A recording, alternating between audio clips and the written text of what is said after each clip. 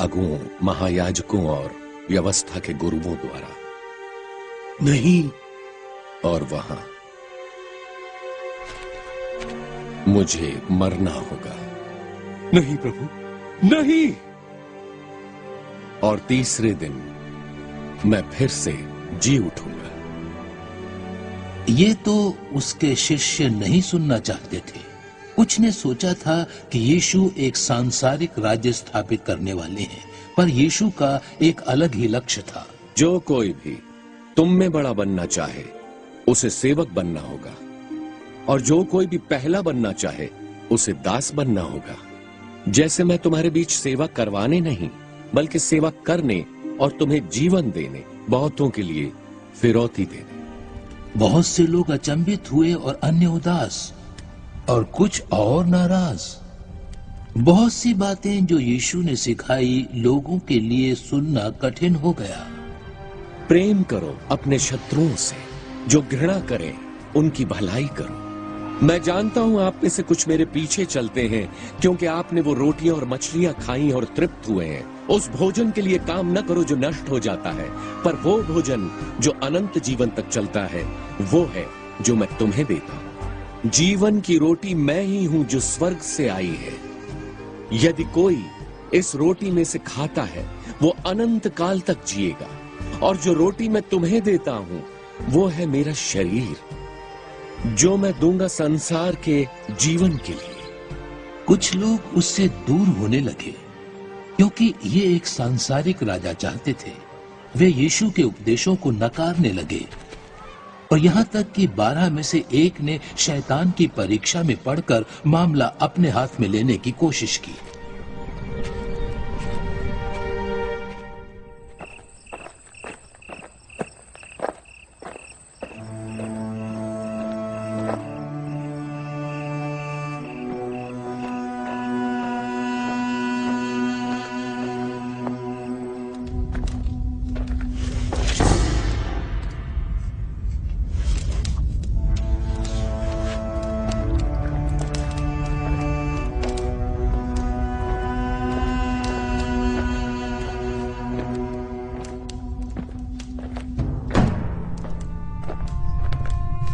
तय रहा, तय चांदी की 30 मोहरें, और मैं यीशु को तुम्हें सौंप दूंगा।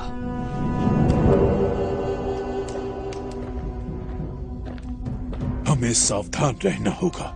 यीशु अभी भी लोगों में बहुत लोकप्रिय हैं।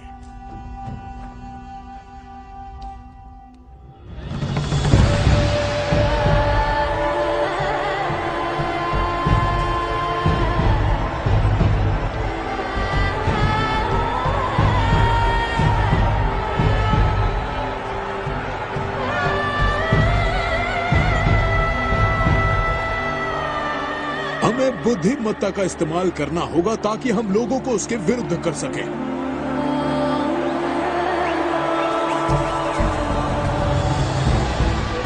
कौन है वो? ये यीशु है। यीशु नासरी यही है। हाँ। वो चमत्कारी व्यक्ति।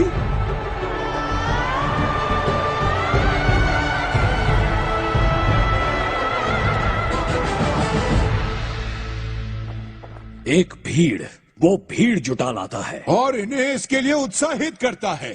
मैं तुम्हें बता दूं, बात हाथ से निकलती जा रही है।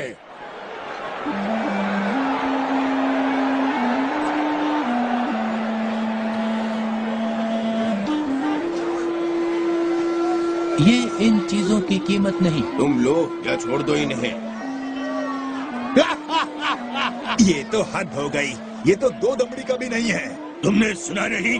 काम नहीं तो कबूतर नहीं, पाप की क्षमा नहीं, तुम्हारी मर्जी। अगला आओ। हमें कुछ करना होगा और जल्दी।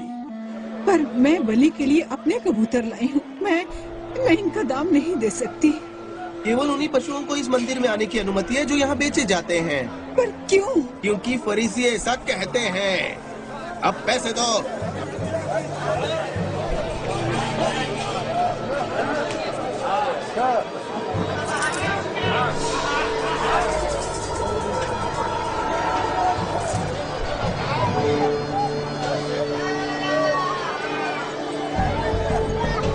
प्रभु,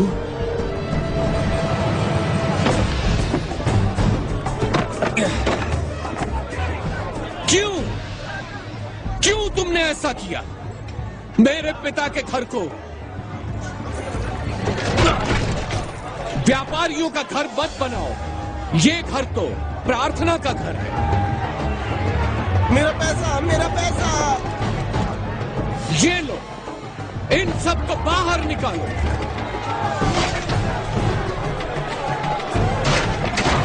कैसे तुम इस तरह लोगों का फायदा उठा सकते हो? क्या तुम्हें परमेश्वर का भय नहीं है? इन सबको बाहर करो।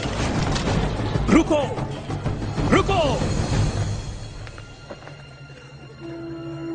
क्या मतलब है इसका? क्या?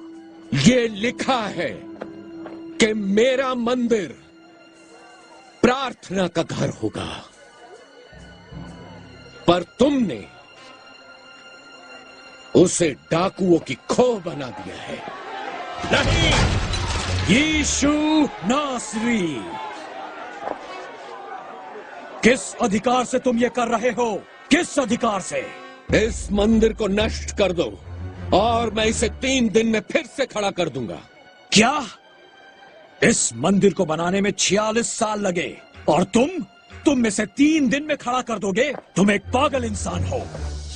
हाय है तुम पर शास्त्रियों और फरीसियों, पाखंडियों!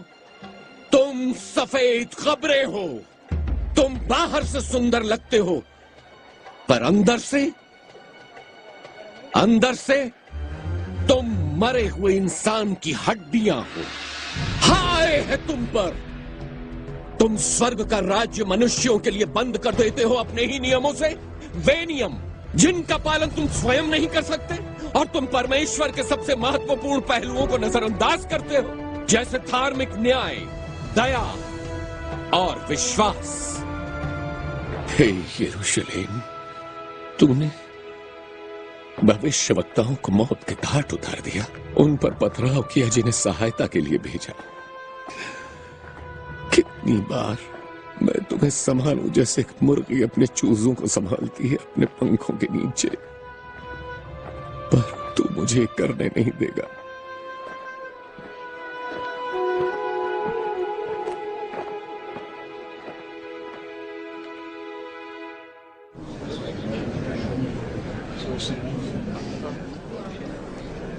मैं कहता हूं ये घोर उपद्रव है, हमारी सत्ता के लिए खतरा। कुछ करना होगा। हमारी यही निष्क्रियता यीशु की पुष्टि करती है। क्या हम बस खड़े देखते रहे जब वो हमारे लोगों को भटकाए? फिर भी मैं उसके सिद्धांतों में कुछ ऐसा नहीं पाता जो हमारी अवहेलना करे। मैं सहमत हूं, उसकी शिक्षा ठोस है। ठोस? तुमने आज वो खलबली नहीं देखी? फिर भी हमें ये स्वीकार करना होगा कि जानवरों को बेचना हाथ से निकल चुका था और लोगों का असंतोष इस विषय में कोई नई बात नहीं है। शायद, पर मंदिर में उपद्रव अगली बार ये कहां तक जाएगा? और मैंने ये सही सुना है कि वो स्वयं को यहूदियों का राजा कहता है। आपसे क्षमा चाहूंगा कैफा, लेकिन उसके अनुयायियों ने उसे ये नाम दिया है। फिर भी उसने इससे इनकार नहीं किया, जिससे उस पर देशद्रोह का आरोप लग सकता है। फिर एक पर्याय सोचो, बजाय पूरे राष्ट्र को खो देने के, बेहतर यही होगा कि एक ही मनुष्य को मरना पड़े। मैं तुमसे सहमत हूं कैफा। मैं भी। यीशु नासरी हमारे देश पर सिवाय मुसीबत के और कुछ नहीं लाएगा। उसे रास्ते से हटाना होगा। जितना जल्दी इसका अवसर मिले। और उस मंदिर वाली वारदात के बाद हम नहीं जानते वो कहां है।